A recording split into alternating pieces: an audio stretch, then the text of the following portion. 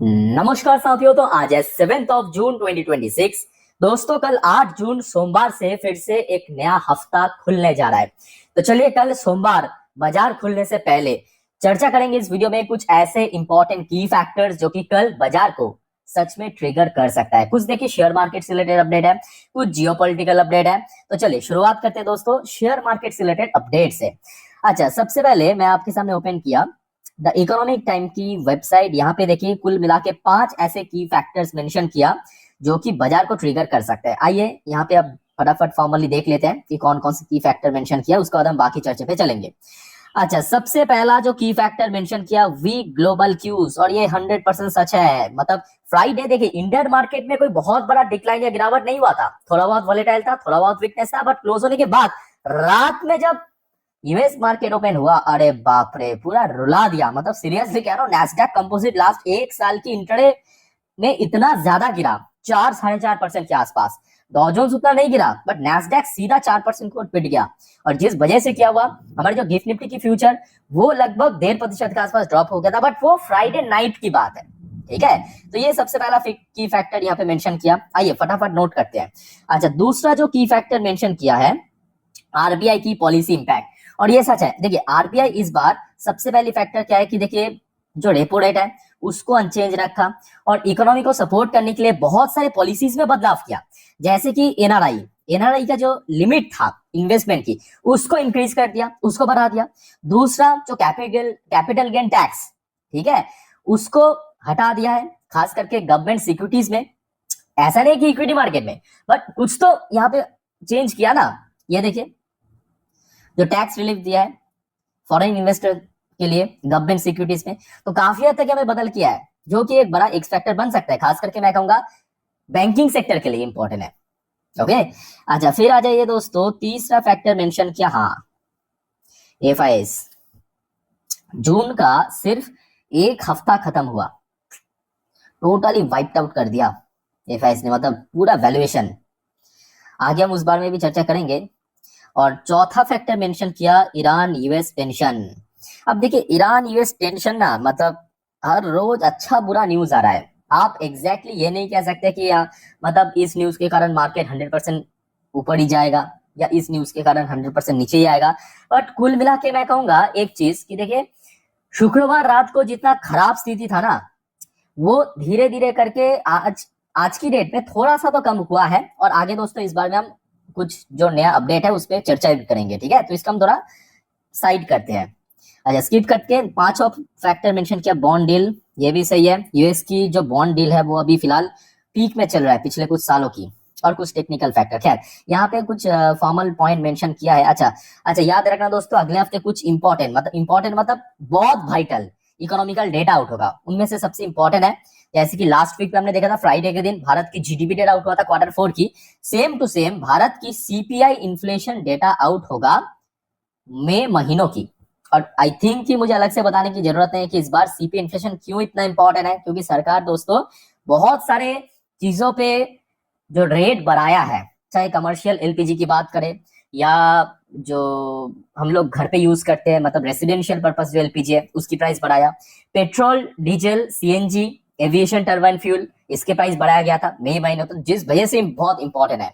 अच्छा, वैसे अगर हम बात करें लास्ट मंथ मतलब जो अप्रैल के डेटा मई में आउट हुआ था, उस पर हमने देखा था कि थोड़ा बहुत इंक्रीज हुआ था, पर जो फोरकास्ट था उससे थोड़ा कम था। ठीक है, 3.5% से भी थोड़ा कम, 3.48%। बाय द वे अभी देखिए इसका कोई फोरकास्ट अभी आरबीआई की तरफ सॉरी आया नहीं है। तो ये डेटा आपको पता चलेगा 12 जून, नोट करना 12 जून 2026 के दिन एग्जैक्टली 4 बजे के आसपास। ठीक है, मतलब मार्केट क्लोज होने के बाद 12 जून मतलब आज हो गया आपका 7 जून, कल मार्केट ओपन होगा, मतलब 8, 9, 10, 11, 12। अच्छा शुक्रवार, सेम शुक्रवार शाम के 4 बजे पे ये डेटा आपको पता चलेगा। ठीक है, तो इस बारे में दोस्तों कुछ भी जानकारी मिला आपको दे दूंगा। उसके बाद आ जाइए यूएस का भी सीपीआई इन्फ्लेशन डेटा आउट होगा। ये भी इंपॉर्टेंट है क्योंकि भारत और यूएस के बीच व्यापार बहुत ज्यादा होता है। अच्छा, ये डेट आपको पता चलेगा 10 तारीख के दिन, मतलब बुधवार के दिन, नोट करना बुधवार के दिन शाम के 6 बजे पे, मतलब इंडियन स्टैंडर्ड टाइम के अनुसार शाम के 6 बजे पे ये डेट आपको पता चलेगा। अब बात यह है कि यूएस की इस बार सीपीआई इन्फ्लेशन बहुत ज्यादा स्पाइक करने का चांस है, बहुत, मतलब पिछले कुछ सालों की रिकॉर्ड हाई पे पहुंचने का चांस है, ऐसा फेडरल रिजर्व की तरफ से फोरकास्ट आया है, जो प्रीवियस मंथ में भी हमने देखा था काफी बढ़ गया था, जैसे कि उसके पहले पहुंच जाइए, मार्च में डेटा आया था 3.3%, अप्रैल की डेटा आया था 3.8%, इस बार फोरकास्ट ही आया है 4.2%, और इसको भी बढ़ सकता है, इससे भी मतलब ज्यादा हो सकता है, 4.5% भी पहुंच सकता है। तो कहीं ना कहीं यूएस मार्केट उसके साथ साथ रिएक्ट जरूर करेगा। उसके अलावा दोस्तों चाइना का भी सीपी इन्फ्लेशन डेटा आउट होगा। अब चाइनीज इन्फ्लेशन भी भारत के लिए इंपॉर्टेंट है। क्यों इंपॉर्टेंट है? क्योंकि भारत और चाइना के बीच व्यापार जो है काफी भारी मात्रा में होता है, ठीक है। और याद रखना, भारत के लिए, भारत के साथ साथ चाइना और यूएस की जो इन्फ्लेशन है या जीडीपी, वो बहुत मायने रखता है, ठीक है। अच्छा, चाइनीज जो इन्फ्लेशन ये आउट होगा आपका सेम टू सेम 10 जून के दिन सुबह 7 बजे पे आपको पता चल जाएगा।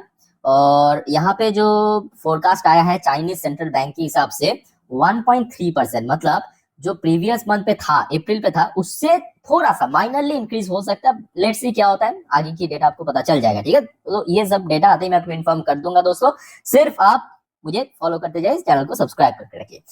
अच्छा, बाय द वे, अच्छा जून का महीना सिर्फ शुरू ही हुआ है कि नहीं? मतलब सिर्फ एक हफ्ता, एग्जैक्टली एक हफ्ता खत्म हुआ। 1 जून सोमवार था, आपके 5 जून शुक्रवार था। 5 दिन 5 ट्रेडिंग सेशन पे, क्या आपको पता है एफपीआई ने, मतलब जो फॉरेन पोर्टफोलियो इन्वेस्टर्स ने 43,000 करोड़ बेच के निकल गया, टोटली वाइप्ड आउट करके निकल गया। 43,000 करोड़, मतलब पर डे अगर हम एवरेज निकाले, पर डे एवरेज निकाले तो लगभग 8,500 से 9,000 करोड़ दोस्तों बेचा है 5 दिन में, एवरेजली अगर हम बात करें। और it's a huge amount, huge amount. अब ऐसा मैं क्यों कह रहा हूं? क्योंकि अगर आप देखेंगे मई महीनों पे या अप्रैल महीनों पे उतना ज्यादा बेचा नहीं था, बेचा था आपके मार्च पे, जब फुल फ्लेज वॉर चल रहा था। और दोस्तों एक और चीज मैं आपको बताऊं, देखिए 2025 भी एफआईएस के लिए उतना बढ़िया नहीं था भारत की मार्केट, मतलब एफआईएस ने बेचा 1.66 लाख करोड़। अब यहाँ पे जो डेटा निकल के आ रहा है कि अभी 2026 की सिर्फ 5 महीना खत्म हुआ है, 2.67 लाख करोड़ एफपीएस ने बेच के निकल गया, मतलब मोर देन 2025 जितना बेचा था उससे बहुत ज्यादा बेच के निकल गया। ये काफी कंसर्निंग वाली बात है, और ये 100% सही है कि देखिए एफपीआई या एफआईएस की इनफ्लो के बिना मार्केट में कभी भी स्टेबल रिकवरी या स्ट्रॉन्ग गेनिंग पॉसिबल नहीं है। थोड़ा थोड़ा रिकवर होगा, फिर से गिरेगा, वो अलग बात है, उसको हम नहीं चाहते हैं, हम चाहते हैं स्टेबल रिकवरी, है ना।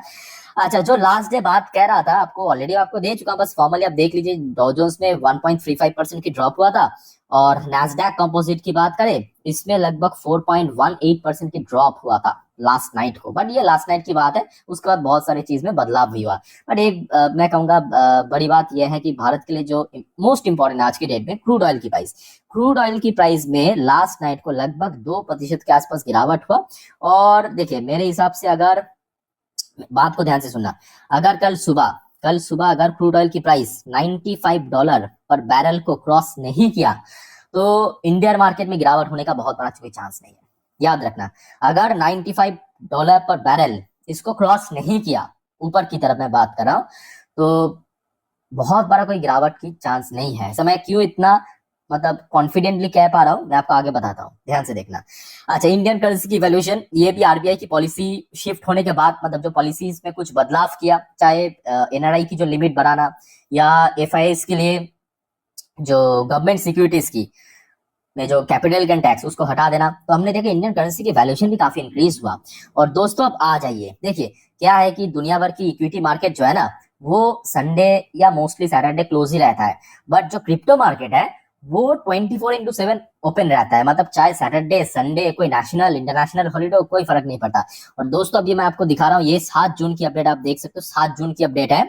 अभी बिटकॉइन की वैल्यू आपको कहां पे दिख रहा है? लगभग 2.76% ऊपर। ऐसा क्यों स्पाइक किया, आगे हम एक्सप्लेन करेंगे, कुछ जियोपॉलिटिकल अपडेट्स है। अब यहाँ पे भी आप थोड़ा ध्यान से देखना, ये जो पिछले 1 महीनों पे आप देखेंगे हमारे निफ्टी कितना गिरा, 4% के आसपास, अप्रोक्सीमेटली 4% के आसपास गिरा ना। बिटकॉइन भी गिरा था, बिटकॉइन लगभग 21% के आसपास गिरा, नोट करना 21% के आसपास गिरा था, ठीक है। सो ये जो बिटकॉइन में गेनिंग हुआ 2.5 से 3% के आसपास, ये कहीं ना कहीं एक हिंट है कल मार्केट के लिए, हिंट है, ठीक है।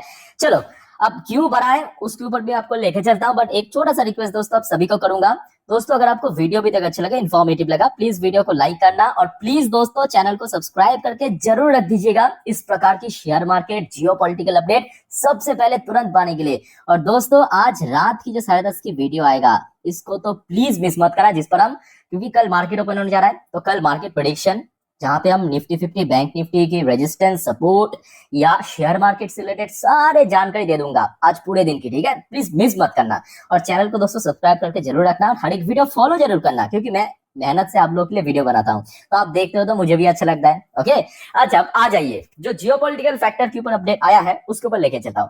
सबसे पहले तो आज देखिए, ये आज शाम के लगभग 4 बजे के आसपास न्यूज है, क्योंकि देखिए जियोपॉलिटिकल इंसिडेंट ना हर रोज बदल रहा है, कभी बुरा कभी अच्छा।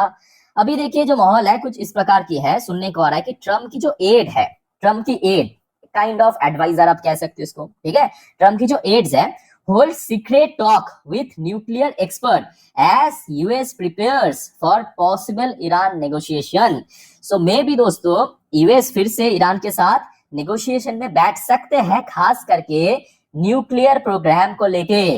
अच्छा एग्जैक्टली क्या चल रहा है मैं आपको थोड़ा पढ़ के सुनाता हूँ, मेरे साथ बने रहिए, क्योंकि देखिए आर्टिकल थोड़ा सा बोरिंग है बट यहाँ से आपका एक्चुअल इंफॉर्मेशन मिलता है, याद रखना, ठीक है। देखिए, as Washington push for a breakthrough with Tehran, ठीक है, यूएस अभी पुश कर रहा है ताकि ईरान और यूएस के बीच जो नेगोशिएशन अभी भी पेंडिंग चल रहा है, डिले हो रहा है और ज्यादा, उसको एक ब्रेक थ्रू मिल सके।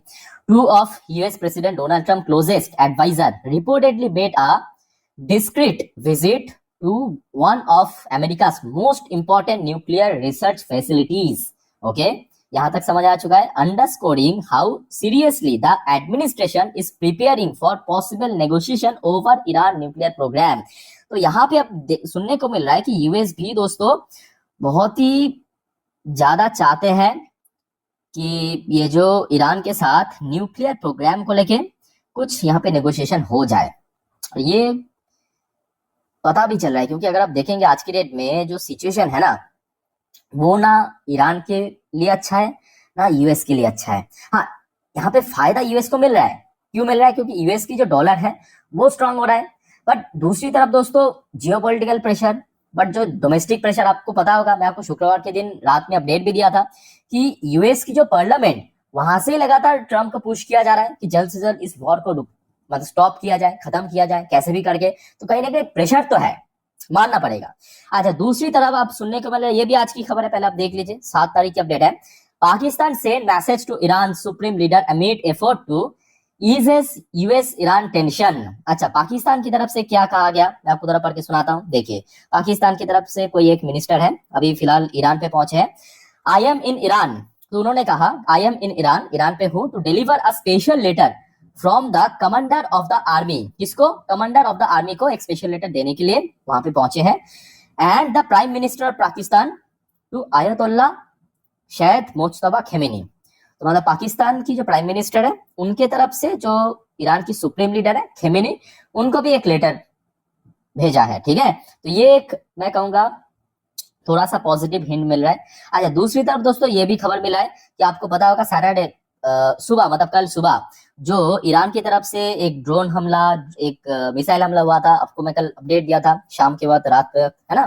तो उसमें समझ आ रहा है कि यूएस ने जब फर्दर स्ट्राइक किया, मतलब काउंटर स्ट्राइक किया है, उसमें ईरान की जो रडार साइट्स है वहां पे शायद वहां पे डिस्ट्रॉय कर दिया।